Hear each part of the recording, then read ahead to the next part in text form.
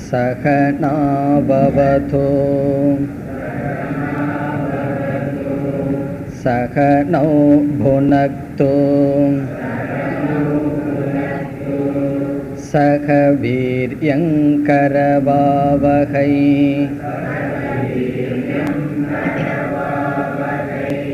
तेजस्विनावधीतमस्तु मा विद्विषावहैः।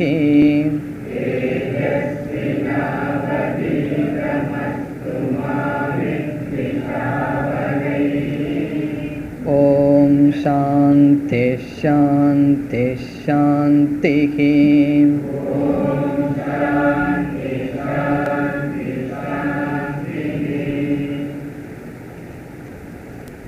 நான்காவது மந்திரம். சகோவாச பிதரம் தத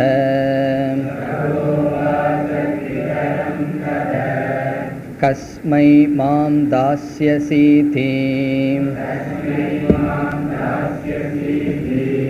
த்விதீயம் த்ரிதீயம் தகும் ஹோவாச மிருத்யவே த்வா ததாமீதி.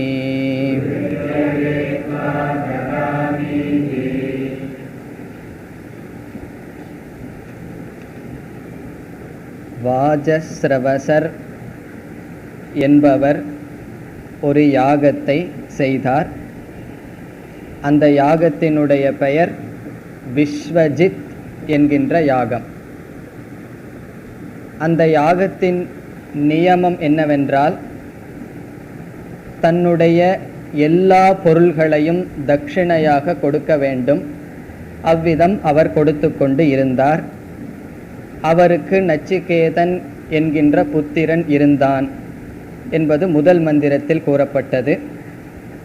பிறகு அந்த நச்சிகேதனுடைய மனதில் என்ன தோன்றியது? ஒரு ஸ்ரத்தை தோன்றியதாம். தன்னுடைய தந்தை கொடுக்கின்ற தட்சிணையை பார்க்கும் பொழுது தந்தையினுடைய நன்மையின் பொருட்டு மனதில் ஒரு ஆவேசம், ஒரு கருணை, ஒரு துக்கம் தோன்றியது. எப்படிப்பட்ட பசுவை அவர் கொடுத்தார் என்பது மூன்றாவது மந்திரத்தில் கூறப்பட்டது. அவர் கொடுக்கின்ற பசுக்கள் பிரயோஜனமற்றதாக இருந்தது என்பதுதான் அதனுடைய சாரம். பீதோதகா ஜெக்த திருநாகா என்பதெல்லாம். பிறகு நச்சிகேதன் நினைக்கின்றான், இப்படிப்பட்ட பசுவை கொடுப்பதன் மூலமாக அனந்தா என்கின்ற லோகத்திற்கல்லவா செல்கிறார்கள். அனந்தா என்றால் சுகமற்ற லோகத்திற்கல்லவா செல்ல வேண்டும் என்று அவன் நினைக்கின்றான். ஆகவே தந்தையிடம் கேட்கின்றான், என்னை யாருக்கு தட்சிணையாக நீங்கள் கொடுக்க இருக்கிறீர்கள்? ஒரு முறையல்ல, துதீயம் திருதீயம், நான்காவது மந்திரத்தில் இரண்டாவது முறையும் மூன்றாவது முறையும் கேட்கின்றான். பிறகு தந்தை என்ன சொல்கின்றார்? மிருத்யவே த்வா ததாமி. துவா என்றால் உன்னை, மிருத்யவே யமனுக்கு, ததாமி நான் கொடுக்கின்றேன் என்று கூறுகிறார். இதில் நாம் சென்ற வகுப்பில் பார்த்தோம், ஏன் நச்சிகேதன் இவ்விதம் கேட்டான் என்றால், தன்னுடைய தந்தை நல்ல பசுக்களை தான் வைத்து கொண்டு மோசமான பசுக்களை கொடுப்பதாக நாம் இதற்கு விளக்கம் கொடுக்கலாம். அவ்விதம் நாம் விளக்கம் கூறினால் நச்சிகேதனுடைய தந்தை சுயநலம் அல்லது சரியானவர் அல்ல என்ற கருத்து வரும்.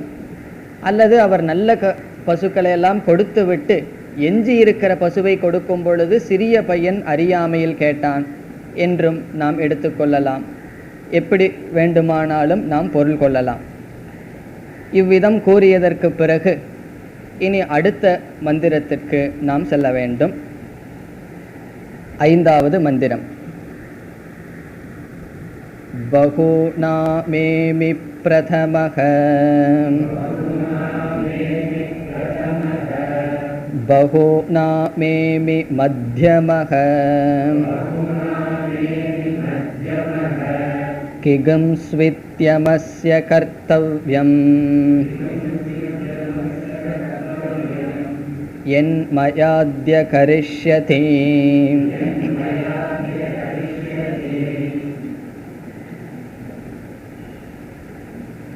உன்னை யமனுக்கு கொடுப்பேன் என்று கூறியதற்கு பிறகு நச்சிகேதன் என்ன நினைக்கின்றான் என்பது இங்கு கூறப்படுகின்றது. ஆகவே இந்த 5வது மந்திரத்தினுடைய சாரம் நச்சிகேதனுடைய சிந்தனை. அவன் இவ்விதம் சிந்திக்கின்றான் என்று உபனிஷத் கூறுகின்றது. அவன் எப்படி சிந்திக்கின்றான் என்பதுதான் இந்த மந்திரத்தில் வருகின்றது. நச்சிகேதன் என்ன சிந்திக்கின்றான் என்றால், என்னை யமனுக்கு கொடுக்கின்றேன் என்று தந்தை கூறிவிட்டார். எப்படிப்பட்ட புதல்வனை நீ யமனுக்கு போ அல்லது நாசமாக போ இப்படியெல்லாம் சபிப்பார்கள்? புத்திரன் அல்லது சிஷ்யன் தவறான நடத்தை உடையவர்களாக இருந்தால் தான் வீட்டில் வைக்காமல் வீட்டை விட்டு அனுப்புவார்கள் அல்லது சாபம் கொடுப்பார்கள், யமனுக்கு அனுப்புவார்கள்.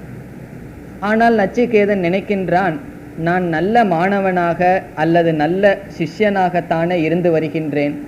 இப்படி இருக்கும் பொழுது ஏன் என்னுடைய தந்தை யமனுக்கு கொடுக்கின்றேன் என்று கூறினார் என்று அவன் நினைக்கின்றான்.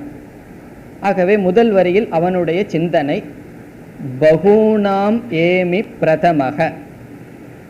பகூனாம் என்றால் பலருக்குள், பலருக்குள் என்றால் சிஷ்யர்களுக்குள் அல்லது புத்திரர்களுக்குள். இங்கு இருக்கின்ற பல சிஷ்யர்களுக்குள் பகூனாம் பிரதமக ஏமி. பிரதமக என்றால் நான் முதல் மாணவனாக, ஏமி என்றால் இருக்கின்றேன். பகூனாம் என்றால் பல சிஷ்யர்களுக்குள், பிரதமக நான் முதன்மையான உத்தமமான சிஷ்யனாக இருக்கின்றேன். அப்படித்தானே இதுவரை நான் இருந்து வந்தேன். பிறகு 2வது பகுதி பகூனாம் ஏமி மத்தியமக. மற்றவர்களுக்குள் அல்லது பலர்களுக்குள் மத்தியமக இடைப்பட்ட மாணவனாக நான் இருந்திருக்கின்றேன். நான் ஒன்றா உத்தம மாணவனாக அல்லது புத்திரனாக இருந்திருக்கின்றேன், அல்லது மத்தியமமான இடைத்தரமான மாணவனாக நான் இருந்திருக்கின்றேன்.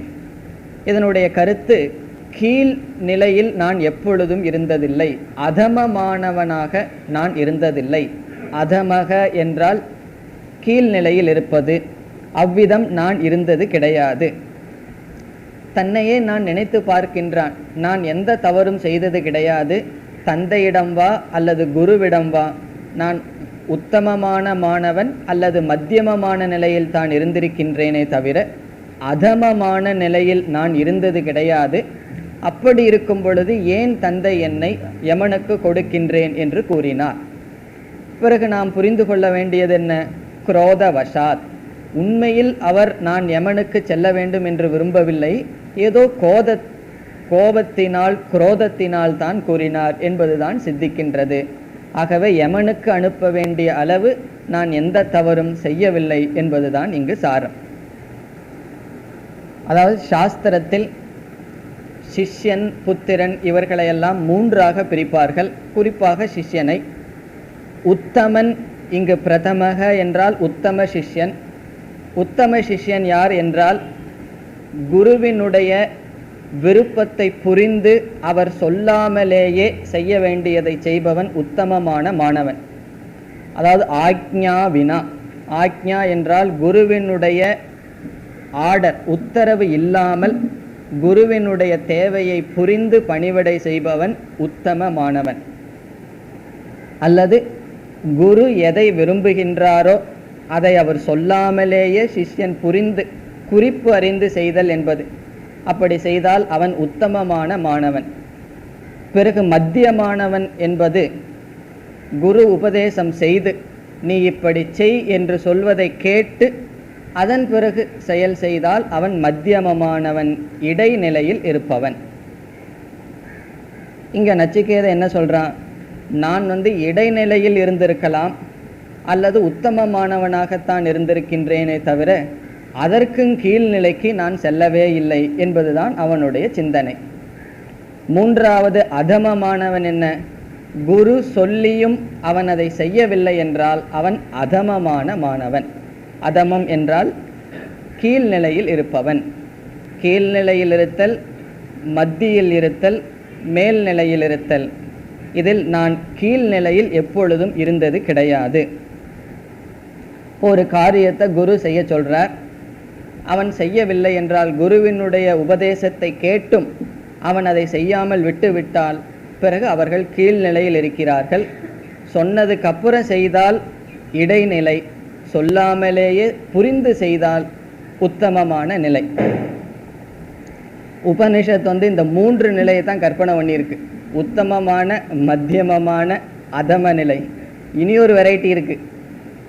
அதாவது 3வது வெரைட்டி என்ன? குரு ஒன்று சொல்லி கேட்காம இருந்தா, அதை செய்யாம இருந்தா. இது 4வது வெரைட்டி குரு ஒன்று சொல்லி அதுக்கு விபரீதமாக செஞ்சா, அவர் எதை செய்ய வேண்டான்னு சொல்கிறாரோ அதற்கு விபரீதமாக செய்தால் அந்த வெரைட்டியை உபனிஷத்து நினைக்கல. அப்படி ஒரு வெரைட்டி இருக்குது. அல்லது பெற்றோர்கள் பையன்கிட்ட இப்படி செய்யன்னு சொன்னால், நீ சொன்னதுனால நான் வேணும்னு வேற ஏதாவது செய்வேன்னு செஞ்சான்னா அது 4வது வெரைட்டியா. அது உபனிஷத்து நினைக்கவே இல்லை.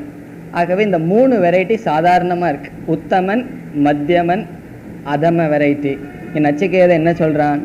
நான் ஒரு காலத்தில் மத்தியமனாக இருந்திருக்கலாம், பிறகு எல்லா நேரத்திலையும் உத்தமமான குருவா, சிஷ்யனாகவோ மாணவனா புத்திரனாகவோ தானே இருந்திருக்கின்றேன். இப்படிப்பட்ட என்னை எதற்கு யமனுக்கு என்னுடைய தந்தை அனுப்ப வேண்டும் என்பது அவனுடைய சிந்தனை. இந்த சிந்தனையிலிருந்து நமக்கு என்ன கிடைக்கின்றது?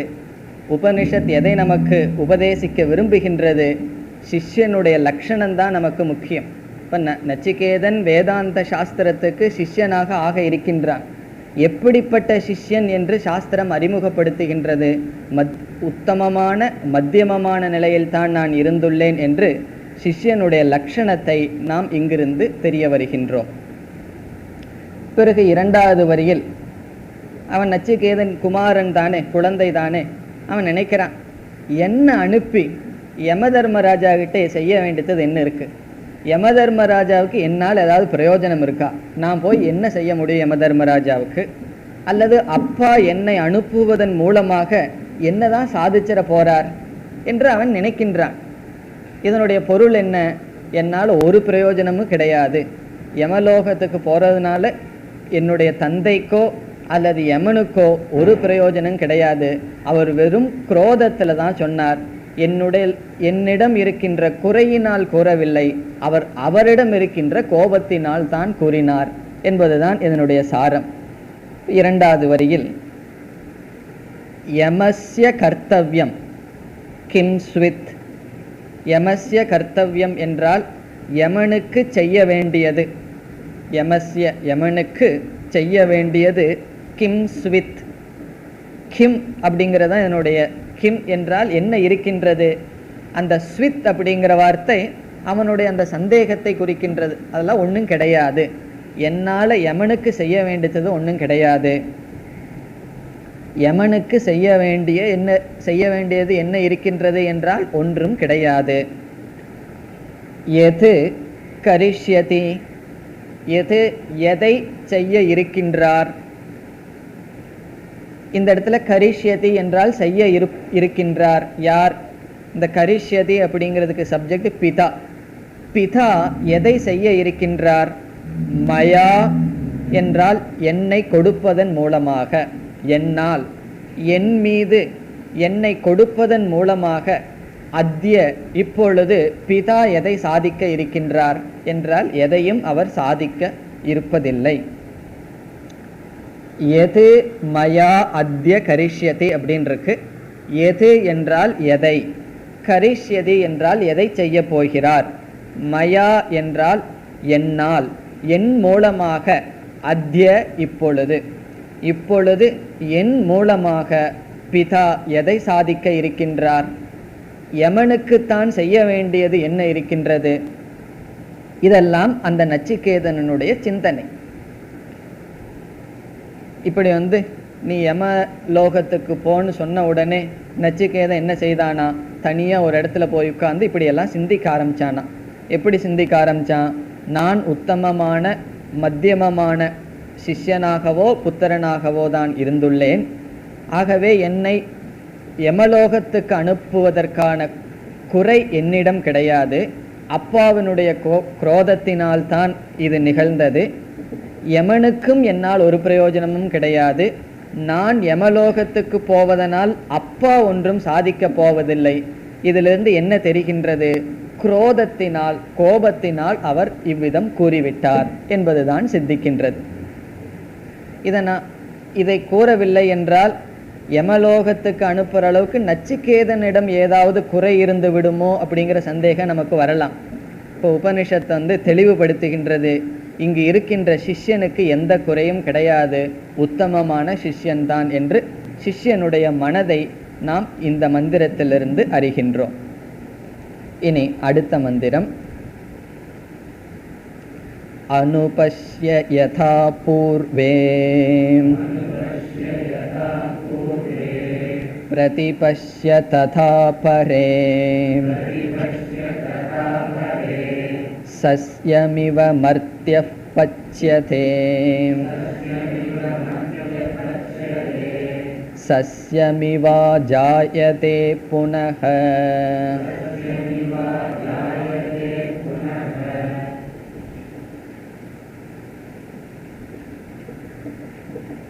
இவ்விதம் நச்சிகேதன் சிந்தித்ததற்கு பிறகு அவன் தந்தையிடம் சென்று சொல்கின்றான், நீங்கள் என்னை யமலோகத்திற்கு சென்றுவிடு என்று கூறிவிட்டீர்கள், ஆகவே நான் இப்பொழுது யமலோகத்திற்கு செல்கின்றேன் என்று அவன் கூறுகின்றான். பிறகு தந்தை என்ன செய்கின்றார்? உண்மையில் நீ யமலோகத்திற்கு போக வேண்டும் என்று நான் விரும்பி கூறவில்லை, ஏதோ அவசரப்பட்டு கோபத்தினால் நான் கூறிவிட்டேன், ஆகவே நீ அங்கெல்லாம் செல்ல வேண்டாம், நீ இங்கேயே இரு என்று தந்தை அவனை செல்லாமல் தடுக்கின்றார். பிறகு நச்சிகேதன் சொல்கின்றான், நீங்கள் குரோதமாக கூறியிருந்தாலும் உங்களுடைய வார்த்தை பொய்க்கிக்க கூடாது, பொய்யாக கூடாது, ஆகவே நான் போய்த்தான் தீருவேன் என்று நச்சிகேதன் கூறுகின்றான். இந்த கதையெல்லாம் உபனிஷத்தில் கிடையாது, நம்ம சேர்த்து அதுக்கப்புறம் போகணும். உபனிஷத் ரொம்ப வேகமாக கதையை எடுத்து செல்கிறது. இப்போ இதுவரைக்கும் நம்ம சொன்ன கருத்து எந்த மந்திரத்திலையும் வராது. தனியாக சிந்தித்ததற்கு பிறகு தந்தையிடம் சென்று நான் யமலோகம் செல்கின்றேன் என்கின்றான். தந்தை பரவாயில்லை, நான் சும்மா தான் சொன்னேன் அப்படின்னு சொல்கிறார். சில சமயங்களில் நம்ம அப்படி சொல்கிறது உண்டு. ஏதாவது சொல்லிட்டு நான் சும்மா சொன்னேன், அதெல்லாம் போய் சீரியஸாக நீ ஏன் எடுத்துக்கிற அப்படின்னு சொல்லி அதே தான் தந்தையும் செஞ்சார். நான் ஏதோ சும்மா கோபத்தில் சொல்லிட்டு அதை போய் பெருசாக எடுத்துகிட்டு நீ யமலோகத்துக்கு போகிறங்கிறையே, அதெல்லாம் வேண்டாம், இங்கேயே இரு அப்படின்னு சொல்கிறார். பிறகு நச்சிகேதன் சொல்கின்றான், அப்படி கிடையாது, உங்களுடைய சொல் பொய்யாக கூடாது என்று அவன் தன்னுடைய தந்தைக்கு உபதேசத்தை செய்கின்றான். எப்படிப்பட்ட தந்தைக்கு? நான் கோபத்தில் தான் கூறினேன், நீ யமலோகத்திற்கு போக வேண்டாம் என்று கூறுகின்ற தந்தைக்கு நச்சிகேதன் கூறுகின்றது தான் 6வது மந்திரம். இந்த 6வது மந்திரத்தில் நச்சிகேதன் தன்னுடைய தந்தையிடம் கூறுகின்றான். என்ன கூறுகின்றான்? எப்படிப்பட்ட தந்தை? நீ போக வேண்டாம் என்று கூறுகின்ற தந்தையிடம். எந்த தந்தை கோபப்பட்டு நீ யமலோகத்துக்கு போன்னு சொன்னாரோ அவரே நச்சிகேதன் யமலோகத்திற்கு போகின்றேன் என்று கூறும் பொழுது, போக வேண்டாம் என்று கூறும் பொழுது இங்கு கூறுகின்றான் நச்சிகேதன். இது ஒரு அழகான ஸ்லோகம். இதில் என்ன கருத்து என்றால், நம்முடைய வாக்கினுடைய முக்கியத்துவம் கூறப்படுகின்றது. அதாவது வாக் பரிபாலனம் என்று சொல்லப்படுகிறது. பரிபாலனம் என்றால் கட்டி காத்தல். நம்முடைய வாக்கை நாம் காப்பாற்ற வேண்டும். நம்ம ஒரு சொல் சொல்லிவிட்டால் அதை நாம் முடிந்தவரை என்ன, அதை நாம் அப்படியே பின்பற்ற வேண்டும். நம்முடைய சொல்லுக்கு நாமே எதிரியாக இருக்கக்கூடாது. ரொம்ப பேர் சொல்வார்கள், என்னுடைய சொல்லை எல்லாம் அவன் மதிக்கிறதே இல்லை, என்னை மதிக்கிறதே இல்லைன்னு சொல்லி. நம்முடைய சொல்லையே நாம் மதிப்பதில்லை. ஒருவரிடம் நான் நாளைக்கு 8 மணிக்கு உங்களை பார்க்க வர்றேன்னு சொல்லியிருப்போம். நம்ம 8 மணிக்கு போவோமா? போக மாட்டோம்.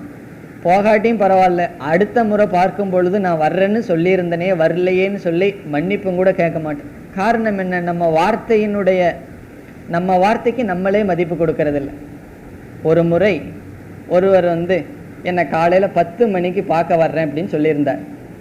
சரி, நான் 9:30 மணிக்கு கதவெல்லாம் திறந்து அவர் வருவார்னு வச்சுட்டு இருந்தேன். 11 மணி வரைக்கும் வரல. சரின்னு நான் கதவை சாத்திட்டு உள்ள உட்காந்துட்டு இருந்தேன். அதற்கு அடுத்த நாள் அவர் வருவார். நான் என்ன நினச்சிட்டு இருக்கேன், அவர் வந்து நான் 10 மணிக்கு உங்களை பார்க்க வரேன்னு சொன்னேன், நான் வர முடியலன்னு மன்னிப்பு கேட்பார். பரவாயில்லன்னு சொல்லணும், அவருக்கு நான் ஆறுதல் சொல்லணும்.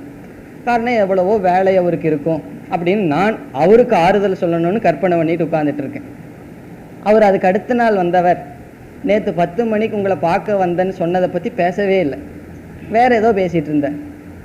பிறகு நான் மெதுவாக கேட்டேன், ஆமாம் 10 மணிக்கு நேற்று பார்க்க வரேன்னு சொன்னீங்களே என்னாச்சு அப்படின்னு. அவர் என்னிடம் கேட்குறார், அப்படி சொல்லியிருந்தனோ அப்படின்னு சொல்லி. இப்போ எந்த அளவுக்கு அவர்களுடைய ஒருவர் தன்னுடைய வார்த்தையை ரொம்ப சுலபமாக பயன்படுத்துகிறோம் அப்படிங்கிறதுக்கு இது ஒரு உதாரணம். நான் கேட்டுட்டு பேசாமல் வந்துட்டேன், ஓஹோ அப்படியா அப்படின்னு சொல்லி. அப்போ தான் இந்த நச்சிகேதனை நினச்சிட்டேன். நச்சிகேதன் தன்னுடைய தந்தைக்கு சொல்கிறான், அதாவது ஒரு வார்த்தை ஒன்று சொல்லிவிட்டால் அந்த வார்த்தை கவனமாக நாம் பயன்படுத்த வேண்டும். நம்மளுடைய வார்த்தைக்கு முக்கியத்துவம் கொடுக்காம அப்படியே பேசிகிட்டு இருக்கோம், ஏதோ தகர டப்பாது போல ஏதோ உளறிட்டே இருந்துட்டு இருக்கோம். இங்கு நச்சிகேதன் சொல்கின்றான், தவறியோ குரோதமாகவோ உங்களுடைய வாக்கிலிருந்து வந்துவிட்டது, யமலோகத்திற்கு செல்ல வேண்டும் என்று நான் செல்கின்றேன், சென்றுதான் ஆக வேண்டும் என்று கூறி அவன் தன்னுடைய தந்தையை சிந்திக்க சொல்கின்றான். உங்களுடைய பெரியவர்கள் எப்படி வாழ்ந்தார்கள் என்பதை பாருங்கள், இப்பொழுது இருக்கின்ற சாதுக்கள் எப்படி இருக்கிறார்கள் என்று பாருங்கள். ஆகவே நம்முடைய வார்த்தையை நாம் கட்டி காக்க வேண்டும் என்று நச்சிகேதன் தன்னுடைய தந்தையிடம் அறிவுரை சொல்கின்றான். முதல் பகுதி, அனுபஷ்ய யதா பூர்வே. பூர்வே என்றால் முன்னைய, உங்களுடைய தந்தை, அவர்களுடைய தந்தை, இப்படிப்பட்ட முன்னைய தலைமுறையில் இருந்தவர்கள். யதா என்றால் ஏன பிரகாரேன விருத்தாகா, எப்படி வாழ்ந்தார்கள் என்று அனுபஷ்ய, தந்தை அவர்களை நினைத்து பாருங்கள். யதா பூர்வே, பூர்வே என்றால் உங்களுக்கு முன் வாழ்ந்த மனிதர்கள், உறவினர்கள், பெற்றோர்கள். ஏன பிரகார், யதா என்றால் எப்படி அவர்கள் தன்னுடைய தான் வாழ்ந்தார்கள் என்பது அனுபஷ்ய, சிந்தித்து பாருங்கள். ததா அபரே, அபரே என்றால் இப்பொழுது இருக்கின்ற, பிரசன்ட் ஜெனரேஷன், இப்பொழுது இருக்கின்ற சாதுக்கள், பெரியவர்கள். யத் ததா, எப்படி வாழ்ந்தார்கள் என்பதை பிரதிபஷ்ய, சிந்தித்து பாருங்கள். அதாவது இதற்கு முன் இருந்த பெரியோர்கள் எப்படி வாழ்ந்தார்கள், இப்பொழுது இருக்கின்ற பெரியோர்கள் எப்படி வாழ்கிறார்கள் என்பதை நீங்கள் சிந்தித்து பாருங்கள். காரணம் என்ன, அவர்கள் தன்னுடைய தன்னுடைய நேர்மை இவைகளுக்காக உயிரையும் கொடுத்து வாழ்ந்தார்கள். அப்படிப்பட்ட பரம்பரையில் நாம் வந்துள்ளோம் அல்லவா, இதை நீங்கள் சிந்தித்து பாருங்கள். இப்போ இந்த வரி நமக்கு புரியணும்னு சொன்னால் நச்சிகேதனுடைய தந்தையினுடைய மனநிலையை புரியணும். அவர் என்ன சொல்கிறார், நான் ஏதோ சும்மா சொன்னேன், நீ போக வேண்டான்னு சொன்ன உடனே அப்படி நீங்கள் கூறக்கூடாது. இப்பொழுது இருக்கின்ற பெரியவர்களும் இதற்கு முன் வாழ்ந்த பெரியவர்களும் எப்படி வாழ்ந்தார்கள் என்பதை நீங்கள் சிந்தித்து பாருங்கள். இந்த வாக்கினுடைய முக்கியத்துவத்தை எவ்வளவு புராணங்கள், இதிகாசங்கள் எல்லாம் எடுத்து காட்டுகின்றது. இந்த தசரதன் ஏன் செத்தான், ஒரே ஒரு காரணம், அந்த வாக்குக்காகத்தான். கைகை அந்த வரத்தை கேட்கும் பொழுது அவ கேட்கிறா, முதல்ல மனசுல வச்சுட்டு கேட்கிறா, நான் கேட்க இருக்கின்ற 2 வரத்தை கொடுப்பீங்களா அப்படின்னு கேட்கும் பொழுது தசரதன் சொல்றான். வால்மீகி ரொம்ப அழகா எழுதுறார். தசரதன் என்ன சொல்றான், எந்த ராமனை பிரிஞ்சா என்னால் உயிர் வாழ முடியாதோ அந்த ராமன் மேலே ஆணையா நீ கேட்குற வரத்தை கொடுக்குறேங்கிறான். அந்த இடத்துல ராமனை வச்சு உனக்கு நீ கேட்குற வரத்தை கொடுக்குறேங்கிறான்.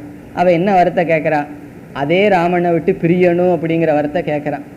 தசரதனால் ஒரே வார்த்தையில் சொல்ல முடியும், நான் அப்போ கொடுக்குறேன்னு சொன்னேன், இப்போ முடியாதுன்னு சொல்கிறதுக்கு எவ்வளோ நேரம்.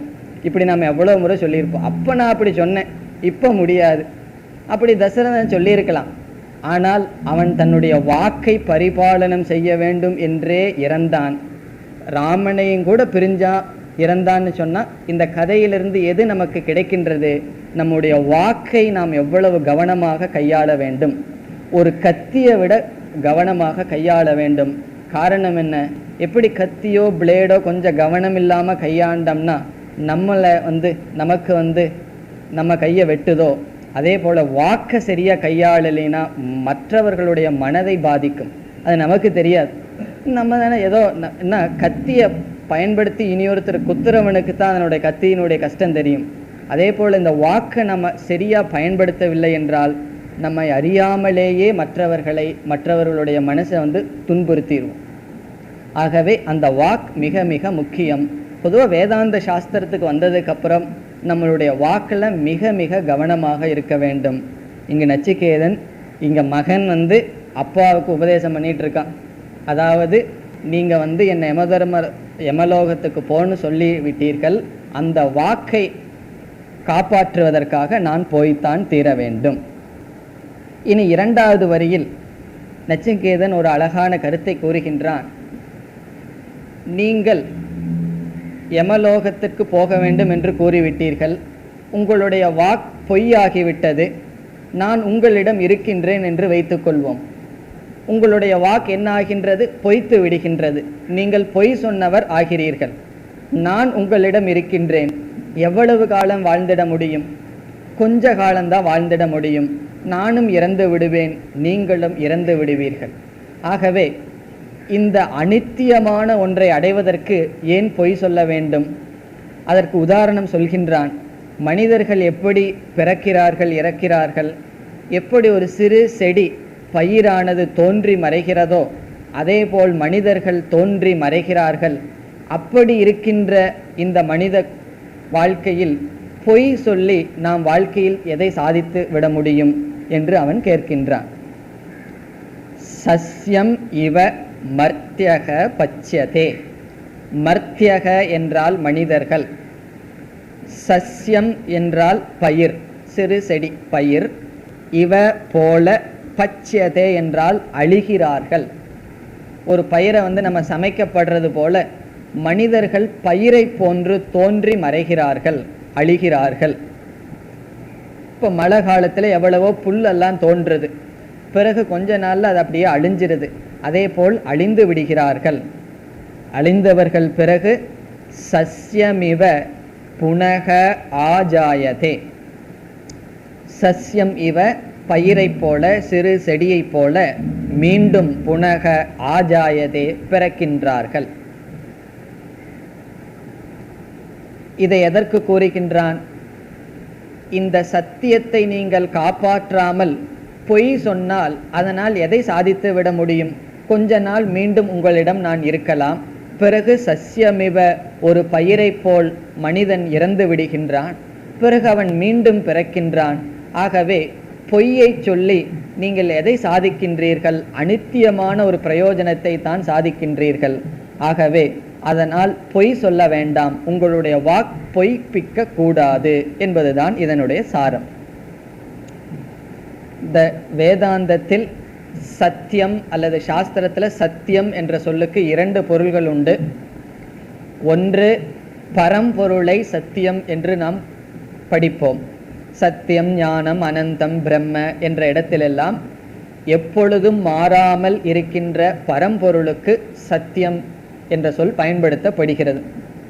அந்த இடத்துல சத்தியம் என்றால் பாரமார்த்திக சத்தியம் என்று பொருள். பாரமார்த்திகம் என்றால் எல்லா காலத்திலும் மாறாமல் இருக்கின்ற சத்தியம். இனி ஒரு சத்தியம் வாய்மை என்று நாம் தமிழில் சொல்லுவோம். வாய்மை, உண்மை பேசுதல், நாம் பொய் பேசாமல் இருப்பது, நம்முடைய வாக்கை நாம் காப்பாற்றுவது, அதற்கு வியாபகாரிக சத்தியம் என்று பெயர்.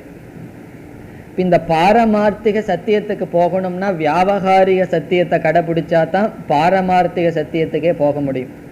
நம்ம விவகார நிலையிலேயே சத்தியத்தை கடைபிடிக்கல அப்படின்னா, உண்மையை கடைபிடிக்கவில்லை என்றால் முழுமையான உண்மைக்கு நாம் போகவே முடியாது. ஆகவே நீங்கள் பொய் சொல்லி எதை உங்களால் அடைய முடியும்? இந்த 2வது வரியில் நச்சிகேதன் சொல்றது பொய் சொல்றதுனால நீங்கள் உண்மையிலேயே எதையும் சாதிச்சிட முடியாது என்பதுதான். ஆனால் நம்ம என்ன நினச்சிட்டு இருக்கோம்? பொய் சொல்லாமல் ஒரு பிஸ்னஸ் பண்ண முடியுமா? பொய் சொல்லாமல் ஆஃபீஸுக்கு போக முடியுமா? பொய் சொல்லாமல் வாழ்க்கையே வாழ முடியாதுன்னு நினச்சிட்டு இருக்கோம். இங்கே நச்சிகேதன் சொல்கிறான், பொய் சொல்லி நீங்கள் எதை சாதித்து விடுவீர்கள்? அப்படி சாதித்தாலும் அதுவும் அனாத்மாக்குள் வருகின்றது, அனித்தியமானதுதான். ஆகவே உங்களுடைய வாக்கானது காப்பாற்றப்பட வேண்டும். உங்களுடைய வாக்கு காப்பாற்றப்பட வேண்டும்னு என்ன? நான் இப்பொழுதே யமலோகத்திற்கு செல்ல வேண்டும் என்பதுதான் சாரம். இந்த சபம் அல்ல, ஏதோ விரதம் இருக்கும். இன்னைக்கு நான் சாப்பாடு சாப்பிட மாட்டேன், உப்புமா மட்டும் சாப்பிட்டு இருப்பேன், இந்த மாதிரி எல்லாம் விரதம் சில பேர் இருப்பார்கள். இதெல்லாம் நம்ம சாதாரண விரதம்.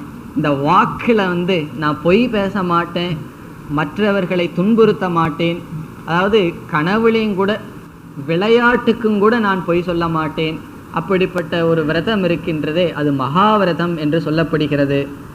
நம்ம உபநிஷத்தில் பார்த்துருக்கோம், முண்டகோபனிஷத்தில் சத்தியமேவ ஜெயதே ந அனிருத்தம் சத்தியேன பந்தா விததோ தேவயானக அப்படின்னெல்லாம் சத்தியத்தினுடைய மகிமையை உபனிஷத் கூறுகின்றது. இங்கும் கடோபனிஷத் நச்சிகேதனுடைய மூலமாக சத்தியத்தினுடைய மேன்மை கூறப்படுகிறது. இவ்விதம் பிதாவுக்கு நச்சிகேதனானவன் சத்தியத்தினுடைய மேன்மையை கூறியதற்கு பிறகு பிதா ஒன்றும் சொல்ல முடியாது. தந்தை என்ன செய்கிறார்? சரி, நீ யமலோகத்திற்கு செல் என்று கூறிவிடுகின்றார். அதற்கப்புறம் உபனிஷத் ரொம்ப வேகமாக போகுது. இடையில சில கதைகளை நம்ம சேர்த்திக்கணும். இந்த நச்சிகேதன் யமலோகத்திற்கு செல்கின்றான். அங்கு செல்லும் பொழுது யம தர்மராஜா அவருடைய ஸ்தானத்தில் இல்லை. ஆகவே அவன் யம தர்மராஜாவினுடைய வீட்டிற்குள் லோகத்திற்குள் செல்லவில்லை. யமனுடைய வீட்டுக்கு வெளியேயே அவன் அங்கு இருக்கின்றான். 3 நாட்கள் இவ்விதம் அவன் வெளியேவே இருக்கின்றான். உணவும் எடுத்துக்கொள்ளவில்லை, அவன் யமலோகத்திற்குள்ளும் செல்லவில்லை. 3 நாட்களுக்கு பிறகு யமதர்மராஜா வருகின்றார். அவர் வந்தவுடன் யமதர்மராஜாவினுடைய வீட்டில் இருக்கின்ற மந்திரிகளோ பணிவிடை செய்பவர்களோ அல்லது மனைவியோ இந்த விஷயத்தை சொல்கிறார்கள். ஒரு அதிதி பிராமணன் வந்துள்ளான், 3 நாட்கள் வெளியே இருக்கின்றான், அவனுக்கு செய்ய வேண்டிய கடமைகளை செய்ய வேண்டும் என்று அவர்கள் கூறுகிறார்கள். அடுத்த மந்திரம், யமதர்மராஜாவினுடைய வீட்டில் இருக்கின்றவர்கள் நம்ம மனைவியோ அல்லது பணிவிடை செய்பவர்களோ மந்திரியோ யமதர்மராஜாவுக்கு கூறுவது என்ன? கூறுவது, ஒரு அதிதி வந்துள்ளான் என்று அவர்கள் கூறி, இனி அடுத்த 2 மந்திரத்தில் அதிதியினுடைய முக்கியத்துவம் கூறப்படுகிறது. எப்படி 6வது மந்திரத்தில் சத்தியத்தினுடைய மேன்மை கூறப்பட்டதோ, அதிதி என்றால் விருந்தினர், விருந்தினரை நாம் கவனிக்க வேண்டும், அது மிகவும் முக்கியம் என்பதை என்ற வேல்யூ, அந்த ஒரு பண்பு நமக்கு கிடைக்கின்றது. ஆகவே 7வது மந்திரம் யாரிடம் கூறுவது? அதுக்கடையில் கதை ரொம்ப வந்தாச்சு. நச்சிகேதன் யமலோகத்துக்கு போயாச்சு, 3 நாள் இருந்தாச்சு, பசியோடு இருந்திருக்கான், சாப்பிடம் கூட கிடையாது, யமலோகத்துக்குள்ளேயும் போகாமல் வெளியேவே நின்று கொண்டு இருந்தான். பிறகு யமதர்மராஜா வந்தவுடன் யமதர்மராஜாவுக்கு அந்த லோகத்தில் இருப்பவர்கள் கூறுகின்ற கருத்து அடுத்த மந்திரம் 7வது. வைஸ்வானர பிரவிஷதீம் அதிதிர் பிராமணோ கிருஹான் தஸ்யைதாகும் சாந்திம் குர்வந்தி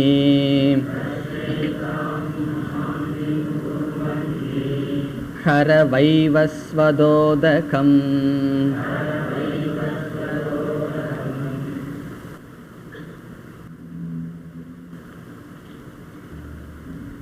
யமதர்மராஜாவை நோக்கி அங்கு இருப்பவர்கள் கூறுகிறார்கள், ஒரு அதிதி வந்துள்ளான்.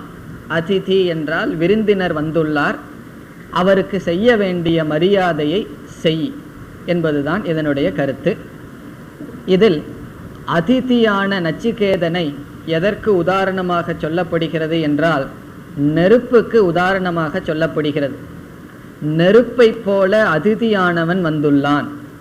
இந்த நெருப்பு எங்காவது வந்ததுன்னு என்ன பண்ணுன்னா இருக்கிறது எல்லாம் பொசுக்கிரும். அதாவது நெருப்பை சரியாக கையாளவில்லை என்றால், அப்படி நெருப்புக்கு சமமான இந்த அதிதியானவன் நம்முடைய வீட்டுக்கு வந்துள்ளான். இவர்களும் கூறுகிறார்கள், நம்முடைய முன்னோர்கள் அந்த அதிதியை எப்படி உபசரிப்பார்கள், அவ்விதம் உபசரிப்பதற்காக நீங்கள் நீரை கொண்டு வாருங்கள் என்று அவர்கள் யமதர்மராஜாவிடம் கூறுகிறார். நீரை எதுக்கு கொண்டு வரணும் அப்படின்னு சொன்னா, அதாவது பாத்தியம், பாத்தியம் என்றால் பாதாய, பாதத்திற்காக நீர். அதாவது அந்த காலத்துல எல்லாம் கெஸ்ட்டை எப்படி ரிசீவ் பண்ணணும்னா கற்பனை மாதிரி இருக்கும். ஒரு கெஸ்ட் வந்தது அப்படின்னு சொன்னா முதல்ல பாதத்தை கழுவி விடணுமா, அவர்களுக்கு பாதத்தை கழுவி விட்டு உட்கார்றதுக்கு இடம் கொடுத்து பிறகு எப்படியெல்லாம் உபசரிக்கணும்னு சொல்லி சில விதிகள் எல்லாம் இருக்கு.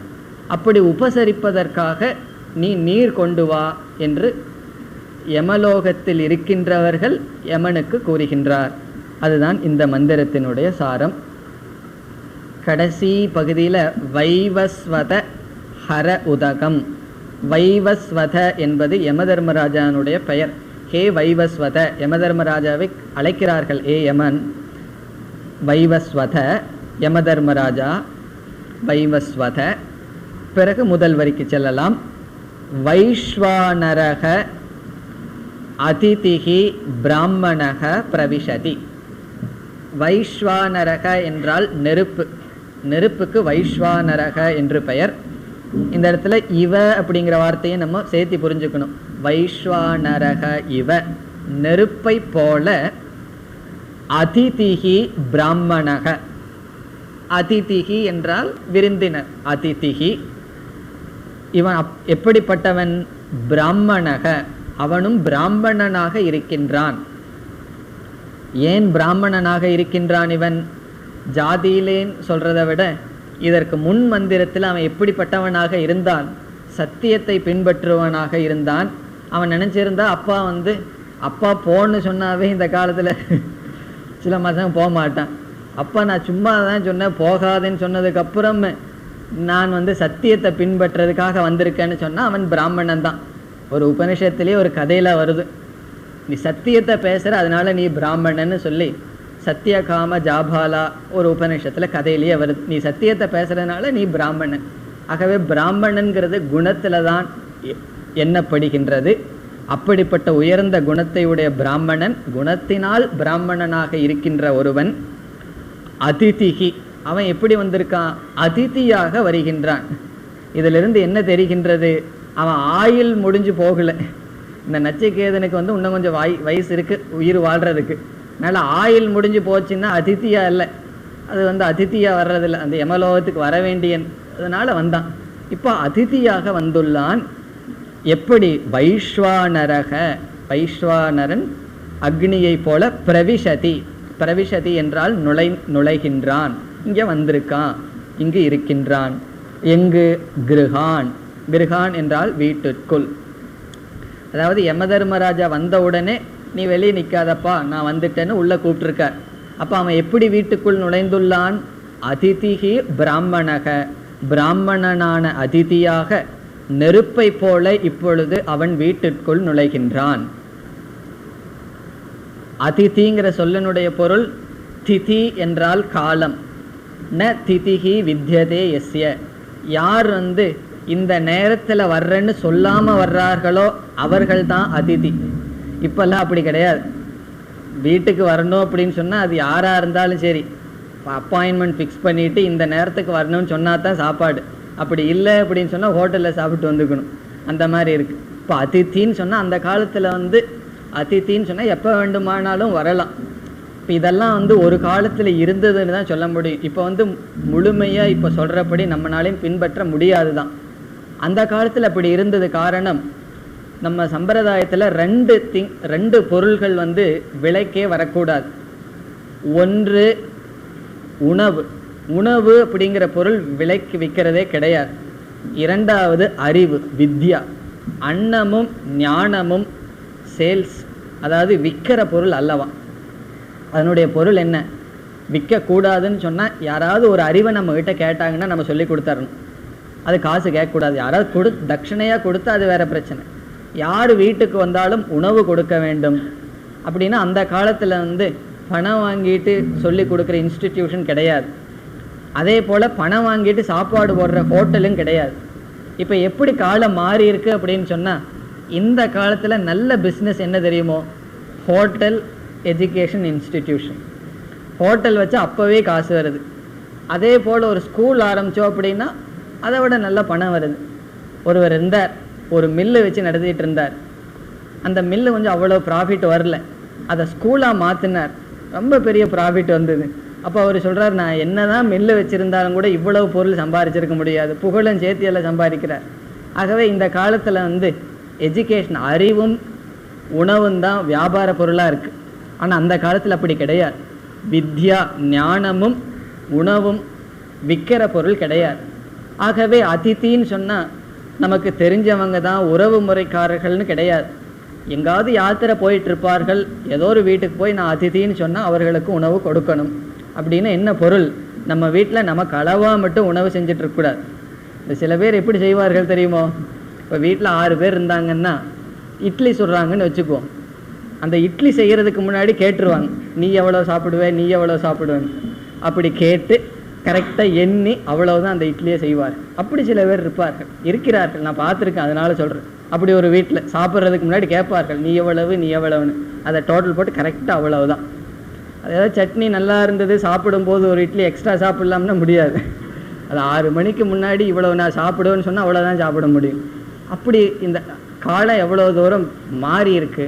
ஆனால் அந்த காலத்தில் அதிதிக்கு அவ்வளவு முக்கியத்துவம் கொடுக்கப்பட்டது. அதனால தான் உபநிஷத்தில் அதிதியை பற்றி இவ்வளவு உயர்வாக பேசுகின்றது. நெருப்பை போல அதிதியானவன் வருகின்றான். பிறகு தஸ்ய 2வது வரி, ஏதாம் சாந்திம் குர்வந்தி. தஸ்ய என்றால் அப்படிப்பட்ட அதிதிக்கு, ஏதாம் சாந்திம், ஏதாம் சாந்தின்னா இப்படிப்பட்ட, அதாவது அவர்களுடைய பாதத்தை நீரினால் சுத்தப்படுத்துவது, அவர்களுக்கு தேவையான வசதி உணவு இவைகளெல்லாம் கொடுப்பது. ஏதாம் சாந்திம், சாந்திம் என்றால் அந்த கர்மம், அதிதியை உபசரிக்கும் முறை, எப்படி உபசரிக்க வேண்டும் என்பதை குர்வந்தி. குர்வந்தி என்றால் சாதவக, பெரியோர்கள் செய்கிறார்கள், செய்து கொண்டு இருக்கிறார்கள்.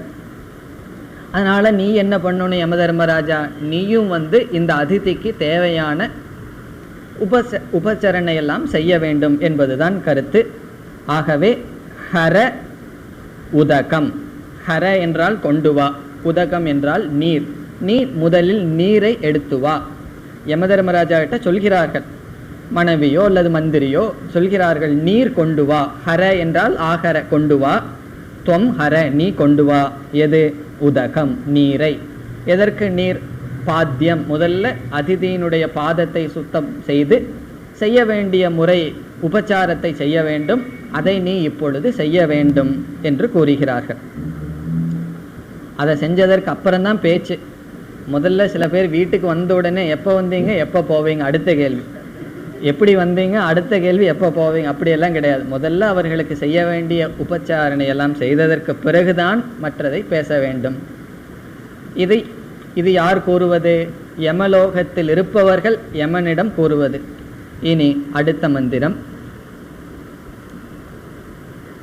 ஆஷா பிரதீக்ஷே சங்கதகும் சூநிருதாம் ச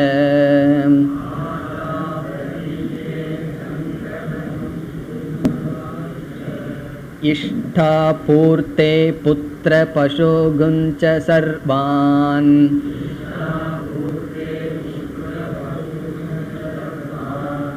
ஏதத் வ்ருங்க்தே புருஷஸ்யால்பமேதசஹ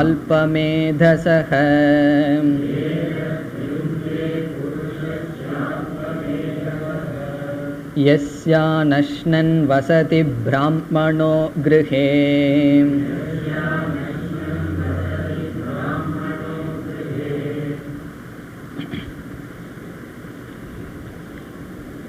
இந்த மந்திரமும் யமலோகத்தில் இருப்பவர்கள் யமனிடம் கூறப்படுவது.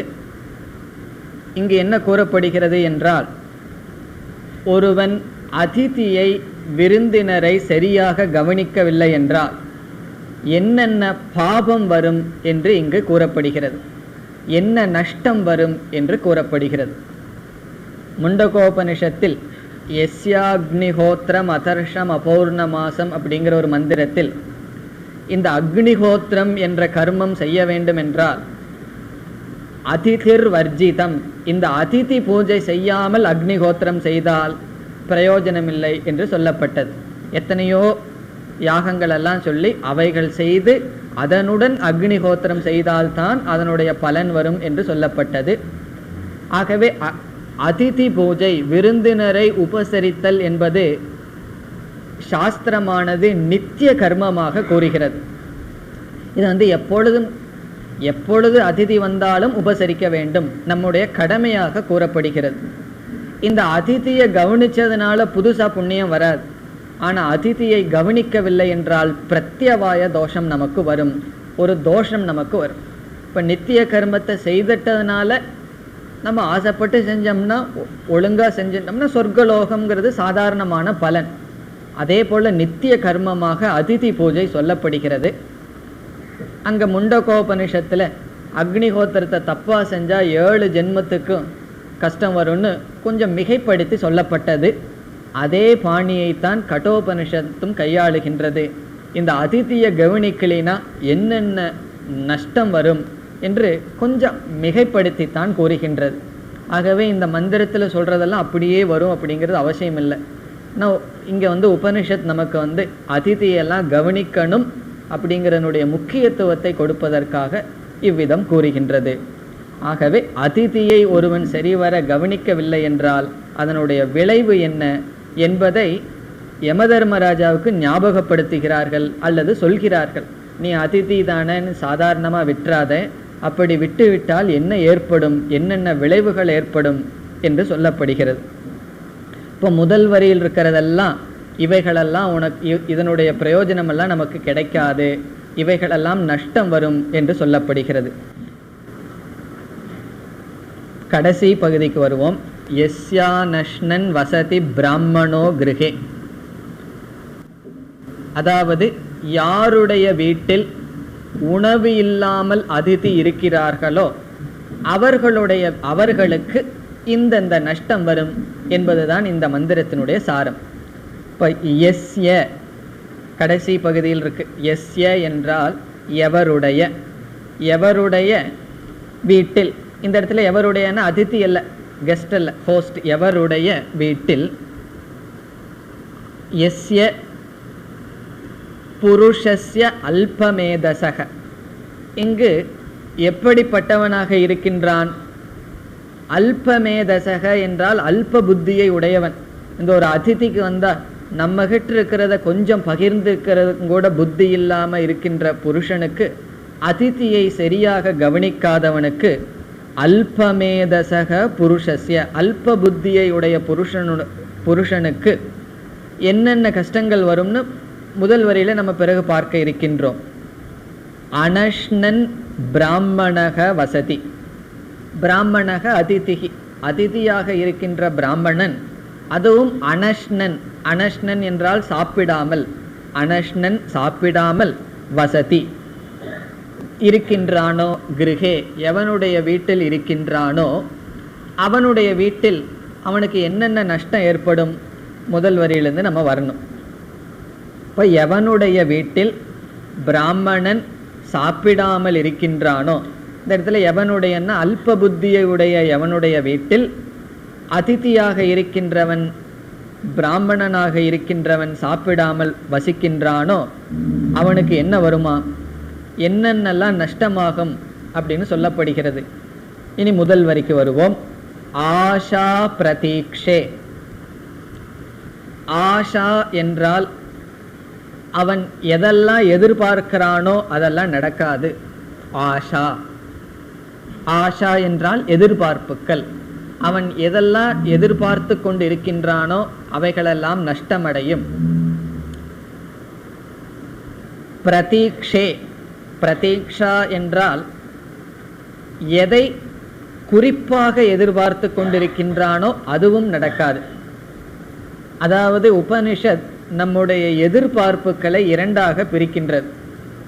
இப்போ சில சமயம் நம்ம கோயிலுக்கு போனாலும் நமக்கு அந்த நேரத்தில் ஒரு கஷ்டம் இல்லைன்னு வச்சுக்கோ, அப்போ எல்லாம் நல்லா இருக்கணும், அப்படின்னு பொதுவாக நாம் பகவானிடம் பிரார்த்தனை பண்ணுவோம்.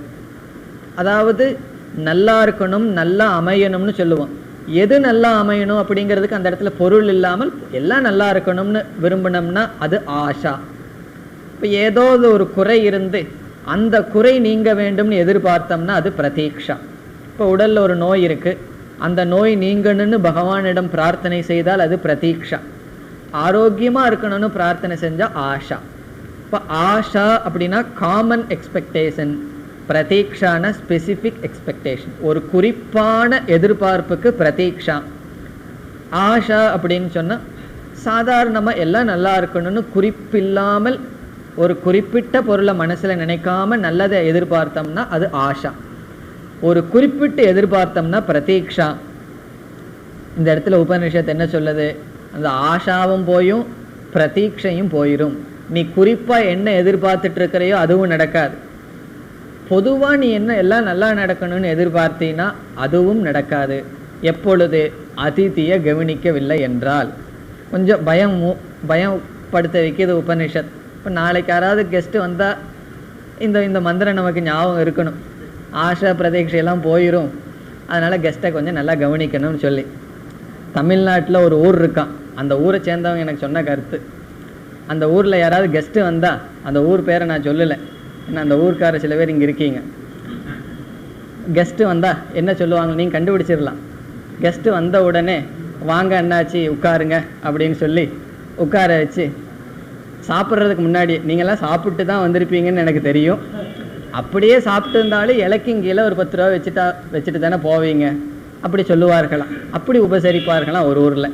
அப்படியெல்லாம் செஞ்சால் என்ன ஆகும்னா ஆஷா பிரதீக்ஷே, எதிர்பார்ப்புகளும் போயிடும், குறிப்பாக எதிர்பார்த்துட்டு இருந்தால் அதுவும் போயிடும். பிறகு வேற என்ன போகும்னா சங்கதம். சங்கதம் என்றால் சத் சங்கத்தினால் வந்த புண்ணியம் நம்மை விட்டு போய்விடும். சங்கதம் என்றால் சத் சங்கத்தினால் தோன்றிய புண்ணியம் என்று பொருள். போய்விடுங்கிறதுக்கு ஒரு வரி விருந்தே அப்படிங்கிற ஒரு வார்த்தை இதில் இருக்கு. விருந்தே என்றால் இவையும் சென்றுவிடும். இப்ப சங்கதம் என்றால் சத் சங்கத்தினால் தோன்றிய புண்ணியம். எதெல்லாம் எதிர்பார்த்துட்டு இருக்கிறோமோ அதுவும் போயிடும், பொதுவாக எதிர்பார்க்கிறதும் போயிடும், குறிப்பாக எதிர்பார்த்துட்டு இருக்கிற ஆசைகளும் நமக்கு சித்திக்காது. சாஸ்திரமெல்லாம் படித்து கோயிலுக்கெல்லாம் போய் பெரியவர்களோட ஒரு இணக்கம் வச்சிருக்கிறதுனால ஒரு புண்ணியம் வருமே, அதுவும் போயிருமா. அதற்கடுத்தது சூநிருதாம். சூநிருதா என்றால் மேலான சொற்களை சொல்வதனால் வருகின்ற புண்ணியம், அதுவும் நாசமாகிவிடும். இப்போ நல்ல வார்த்தைகள் எல்லாம் சொல்லி, சிலருக்கு ஆறுதல் எல்லாம் சொல்லி, உயர்ந்த வார்த்தைகளை பயன்படுத்தி நம்ம ஏதாவது புண்ணியத்தை சேர்த்து வச்சிருந்தோம் அப்படின்னா அதுவும் போயிருமா. சூநிருதாம். ச ச என்றால் அவைகளும் சென்றுவிடும். பிறகு இஷ்டா பூர்த்தே. இஷ்டம் என்றால் இந்த இடத்துல ஆசை விருப்பம்னு பொருள் அல்ல. இஷ்டம் என்றால் வேதத்தில் சொன்ன யாகங்களுக்கு இஷ்டம் என்று பெயர். இப்போ வேதத்தில் சொன்ன யாகம் யஜ்ஞங்களை செய்வதனால வர்ற புண்ணியமும் சென்றுவிடும். இஷ்டம். பூர்த்தம் என்றால் இந்த சமுதாயத்திற்கு சேவை செய்தல், இந்த கிணறு வெட்டுறது அல்லது ஏழைகளுக்கு ஏதாவது தானம் பண்ணுறது, இந்த மாதிரி வேற ஏதாவது இந்த சோஷியல் ஒர்க்குன்னு இன்னைக்கு நம்ம சொல்கிறோமே, அதுக்கு தான் சாஸ்திரத்தில் பூர்த்தம் அப்படின்னு பேர். ஸ்மிருதி விகித கர்ம. இஷ்டம் என்றால் ஸ்ருதி விகிதம் கர்ம. வேதத்தில் சொன்ன செயலை செய்தால் அது இஷ்டம்.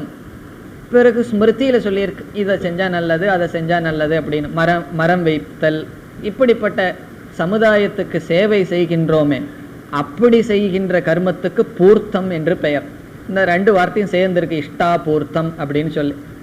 இவைகளை யாராவது செஞ்சு அந்த செஞ்ச புண்ணியமும் சென்றுவிடும், எப்பொழுது அதிதியை சரியாக கவனிக்கவில்லை என்றால்.